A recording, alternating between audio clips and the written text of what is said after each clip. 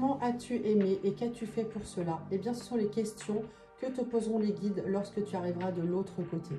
Puis nous reverrons le film de notre vie, les personnes que nous avons aimées, celles avec qui nous avons eu des difficultés. Mais de l'autre côté, ce n'est pas le purgatoire ni le jugement dernier, ce sera nous et nous seuls qui nous jugerons. Cela pour faire un bilan objectif de ce qui s'est passé et comprendre ce qu'il s'est passé et ne pas refaire les mêmes erreurs. Alors ceux qui se sont suicidés pourront avoir envie de revenir vite pour réparer leurs erreurs, car souvent, je dis bien souvent, pas dans tous les cas, eh bien ils regrettent. Ils ont envie de se réincarner. Ils vont passer un petit temps seuls de l'autre côté pour comprendre ce qui s'est passé, ce qu'ils n'ont pas compris justement. Le docteur Michael Newton, un médecin qui mettait sous hypnose, qui a mis sous hypnose des milliers de personnes, l'explique très bien.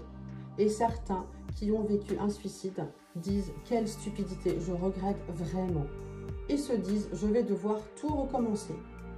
En fait, une fois de l'autre côté, on ne voit pas les choses de la même façon car c'est beaucoup plus léger quand on décide de s'incarner et d'avoir telle mission. D'ailleurs, avec le tarot, on va regarder quelle mission vous avez dans cette vie-là.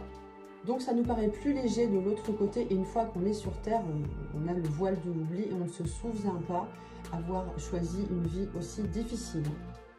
Mais c'est encore une fois pour évoluer, on doit passer par ces différentes expériences afin qu'un jour on n'ait plus à se réincarner. Yes. Mais en attendant, ici c'est l'école et on est là pour apprendre et évoluer. Dans tous les cas, on a notre libre arbitre ici et de l'autre côté. À présent, un petit tirage de cartes pour savoir un petit peu quelle est votre mission, votre état d'esprit du moment. Alors, je mélange, hop, très bien. Ton état d'esprit du moment, eh bien, on a la maison Dieu, je t'explique juste après. Tes forces, la lune.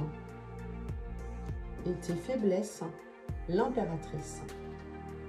Alors, ton état d'esprit du moment ici avec la maison Dieu, eh bien, on voit que tu es prêt à des défis. La maison Dieu, c'est je tombe de haut, je relève des défis, j'ai envie que ça bouge. Tu peux aussi tomber de haut, mais tu peux te relever. Hein, tu vois, c'est comme un cascadeur, il peut se relever. Ici, quelles sont tes forces avec la lune?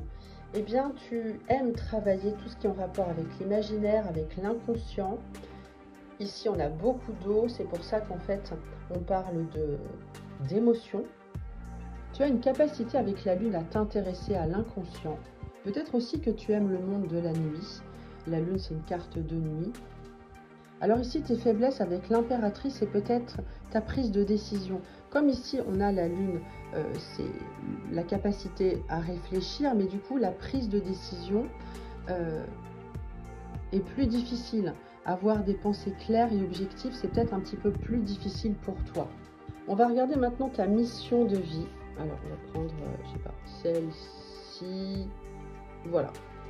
Ta mission de vie, eh bien, c'est de t'occuper des autres. Ici, le pendu de dévouement. Une carte qui parle de dévouement. Donc, ta mission de vie, c'est t'occuper des autres, créer des liens, garder des liens et surtout lâcher prise.